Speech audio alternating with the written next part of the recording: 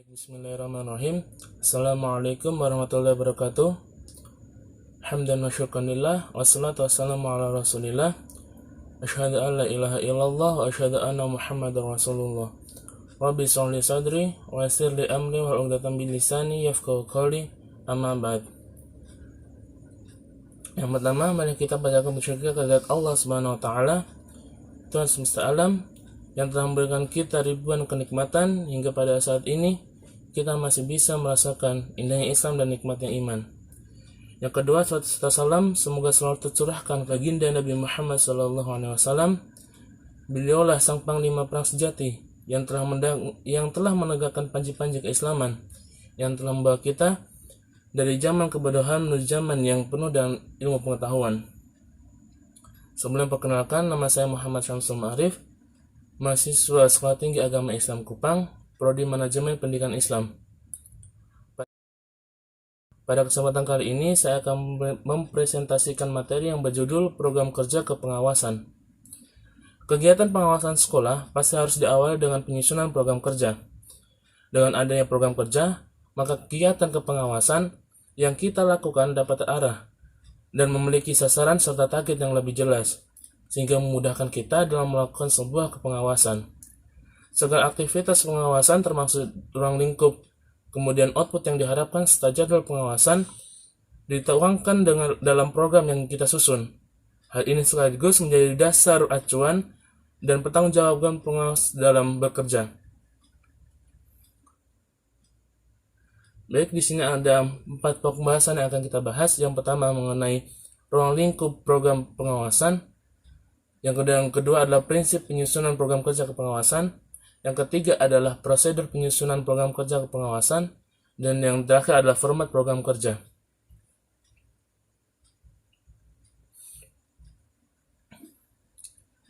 Berdasarkan jangka waktunya atau periode kerjanya, program kerja pengawasan sekolah terdiri atas 2 hal. Yang pertama adalah program pengawasan tahunan, dan yang kedua adalah program pengawasan semester. Program pengawasan tahunan sendiri disusun dengan cakupan kegiatan pengawasan pada semua sekolah di tingkat kabupaten atau kota dalam kurun waktu 1 tahun. Program pengawasan tahunan disusun dengan melibatkan sejumlah pengawas dalam satu kabupaten atau kota dalam melakukan pengawasannya. Sedangkan program pengawasan semester merupakan penjabaran program pengawasan tahunan pada masing-masing sekolah binaan dalam jangka waktu 1 semester. Program pengawasan semester disusun oleh setiap pengawas sesuai kondisi objektif sekolah binaannya masing-masing.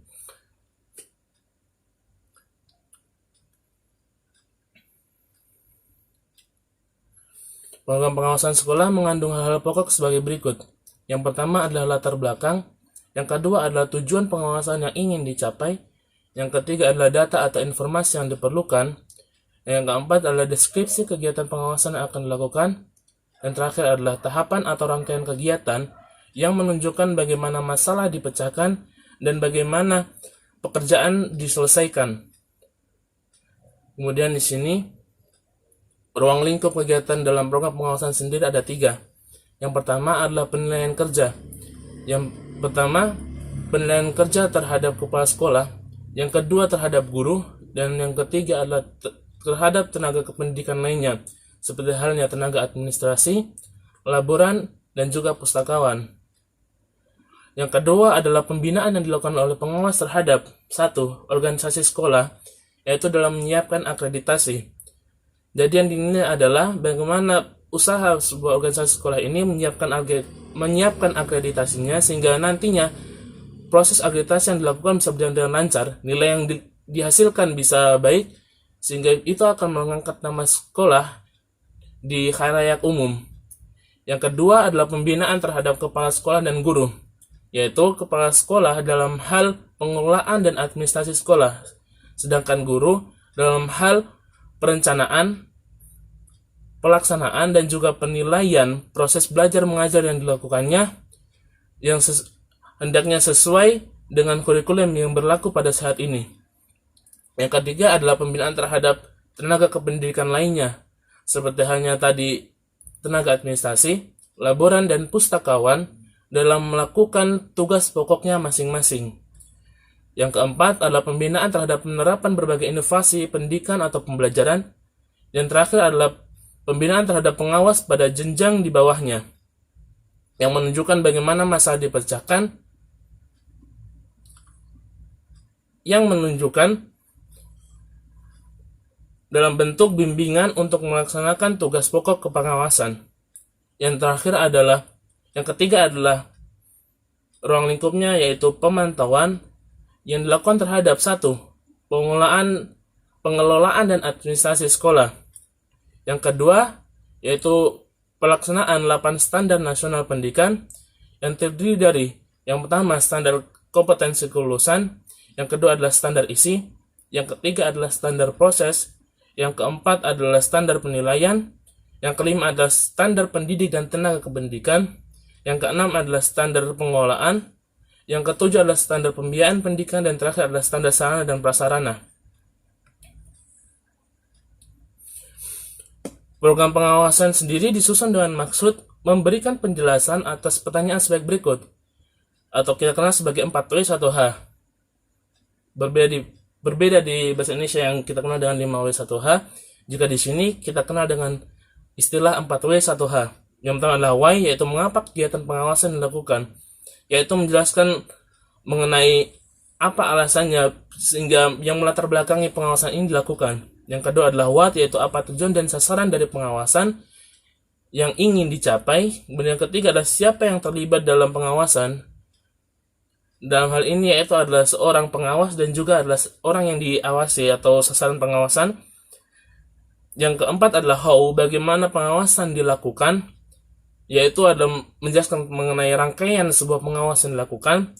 Yang terakhir adalah when, kapan pengawasan dilakukan.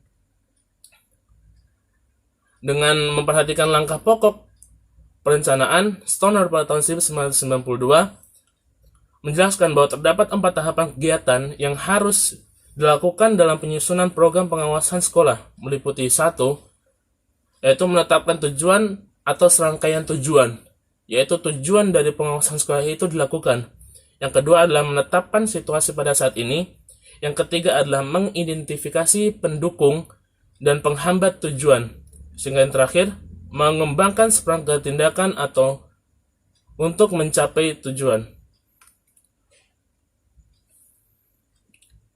Di sini Mas Rudi dan kawan-kawan pada tahun 2002 menyebutkan prinsip umum supervisi sebagai berikut. 1. Supervisi merupakan bagian terpadu dari program pendidikan yang berbentuk kerjasama dan kelompok. Jadi dalam supervisi ini melibatkan banyak orang yang saling bekerja sama atau berkelompok.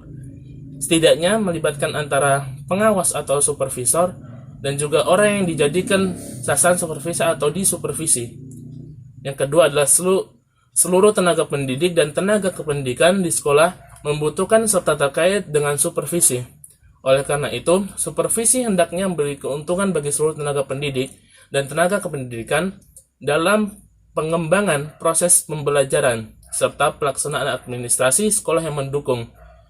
Jadi, hendaknya nanti dari kegiatan supervisi ini diketahui di manakah kelemahan atau di manakah kekurangannya dalam proses pembelajaran, sehingga kedepannya proses pembelajaran itu dapat ditingkatkan sesuai dengan administrasi yang mendukung dari sekolah tersebut. Yang ketiga adalah supervisi hendaknya membantu menjelaskan tujuan dan sasaran pendidikan yang membimbing implementasinya dalam pembelajaran yang didukung dengan administrasi yang memadai. Jadi, supervisi pun hendaknya menjelaskan bagaimanakah tujuan sebenarnya dan sasaran dari pendidikan tersebut dan mengajarkan bagaimanakah implementasi yang benar dan sehingga implementasi itu bisa secara efektif dan efisien. Yang keempat, supervisi hendaknya membantu sikap dan hubungan manusiawi antara staf sekolah dan mendorong berkembangnya hubungan masyarakat yang lebih efektif. Dari supervisi ini, nanti akan membantu bagaimana kita bersikap dan berhubungan antar staf di sekolah, baik meliputi kepala sekolah, kemudian guru-guru maupun tenaga kependidikan lainnya.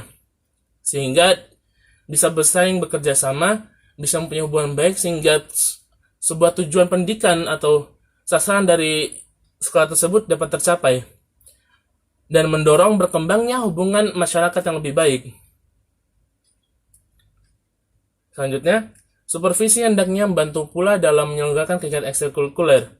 Yang keenam, dalam supervisi diperlukan rencana jangka panjang maupun jangka pendek, yang dalam penyusunan melibatkan personal di sekolah, pengawas, dan pihak lain yang terkait.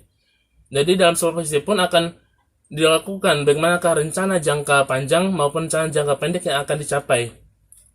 Kemudian yang ketujuh, pengawas hendaknya mampu menafsirkan dan mempraktikkan hasil penemuan riset pendidikan dan pembaruan dan mengintroduksikan kepada sekolah. Yang terakhir, efektivitas program supervisi hendaknya mendapat penilaian dari mereka yang terkait atau terlibat dalam kegiatan supervisi, seperti kepala sekolah dan guru, bukan hanya oleh atasan pengawas.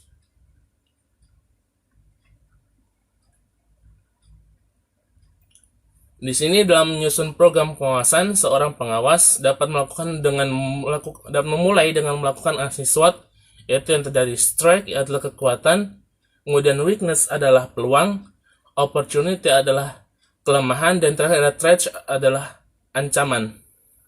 Yang utama adalah kekuatan, yaitu adalah faktor dari dalam yang mendukung tercapainya sebuah tujuan atau tercapainya sebuah program yang dilakukan hingga mencapai sasaran yang diinginkan.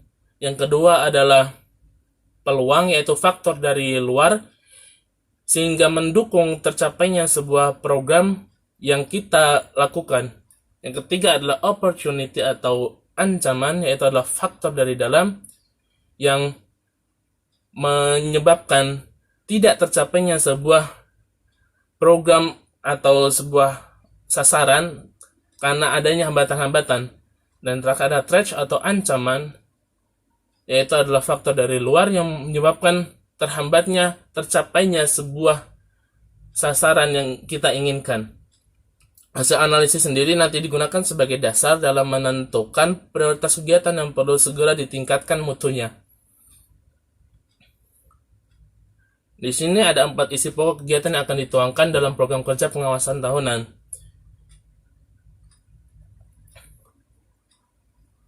Yaitu yang terdiri dari yang pertama adalah identifikasi hasil pengawasan pada tahun sebelumnya dan kebijaksanaan di bidang pendidikan. Yang kedua, yaitu pengolahan dan analisis hasil pengawasan tahunan sebelumnya. Yang ketiga adalah perumusan rancangan program pengawasan tahunan. Dan terakhir adalah pemantapan dan penyempurnaan rancangan program pengawasan tahunan. Baik, kita akan bahas satu-satu. Yang pertama mengenai identifikasi hasil pengawasan pada tahun sebelumnya dan kebijakan di bidang pendidikan. Jadi, identifikasi hasil pengawasan menggambarkan sejauh mana ketercapaian tujuan pengawasan dilakukan pada tahun sebelumnya.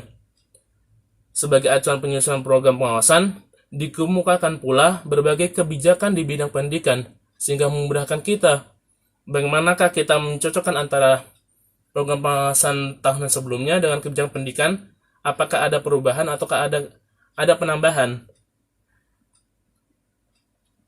Kemudian, hasil identifikasi tersebut merupakan titik tolak dalam menentukan tujuan serta tindakan yang harus dilakukan pengawas sekolah di tahun berikutnya. Jadi dari kita mengidentifikasi dari hasil pengawasan tahun sebelumnya, kita sesuaikan dengan kebijakan-kebijakan pendidikan yang ada pada saat ini, sehingga kita tahu bagaimana ke depannya, bagaimana pengawasan yang akan dilakukan. Yang kedua mengenai pengolahan dan analisis hasil pengawasan tahunan sebelumnya. Pengolahan dan analisis hasil pengawasan yang telah dilakukan tahun sebelumnya diarahkan untuk menetapkan prioritas tujuan, sasaran, metode kerja, serta langkah-langkah kegiatan dalam program pengawasan tahun berikutnya. Jadi dari pengawasan tahun sebelumnya, kita akan dijadikan acuan dalam kita menyusun prioritas tujuan, sasaran, dan metode kerja pada tahun berikutnya. Yang ketiga adalah perumusan rancangan program pengawasan tahunan.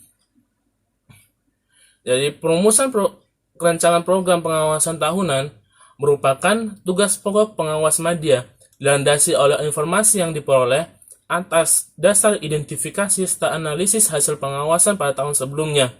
Dirumuskan rancangan program pengawasan tahunan untuk semua sekolah binaan. Dan terakhir adalah pemantapan, yaitu program pengawasan tahunan yang telah dimantapkan dan disempurnakan adalah rumusan akhir yang akan dijadikan sebagai acuan oleh pengawas dalam penyusunan.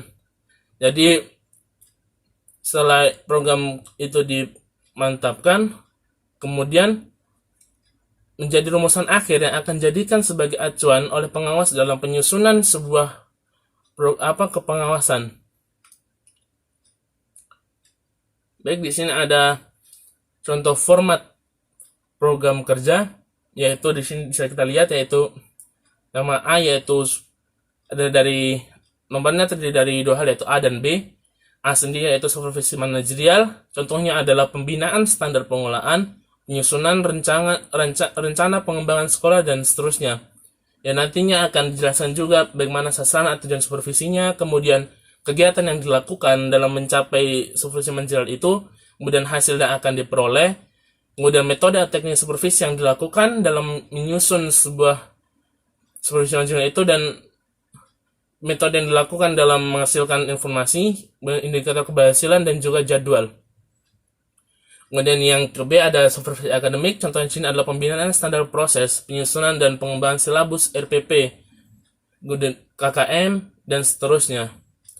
Ini juga nanti akan menjelaskan mengenai sasaran atau tujuan supervisi yang dilakukan, kemudian kegiatan yang dilakukan, hasil yang akan diperoleh, metode teknik supervisi dalam pengumpulan data dan juga pelaksanaan supervisi, dan indikator keberhasilan, dan juga jadwal dari supervisi tersebut. Baik, demikianlah mengenai program kerja kepengawasan. Pada intinya program kerja pengawasan itu sangat penting, karena dalam kita melakukan pengawasan, hendaknya kita menyusun dulu bagaimana program kerja kepengawasan, agar nantinya dalam proses pengawasan tersebut akan lebih mudah dan juga lebih jelas bagaimana sasaran target yang akan dicapainya. Demikianlah penyampaian dari saya mengenai program kerja pengawasan. Jika benar itu datangnya dari Allah, dan juga jika salah itu datang dari diri saya sendiri. Apabila ada kesalahan, saya mohon maaf sebesar-besarnya. Assalamualaikum warahmatullahi wabarakatuh.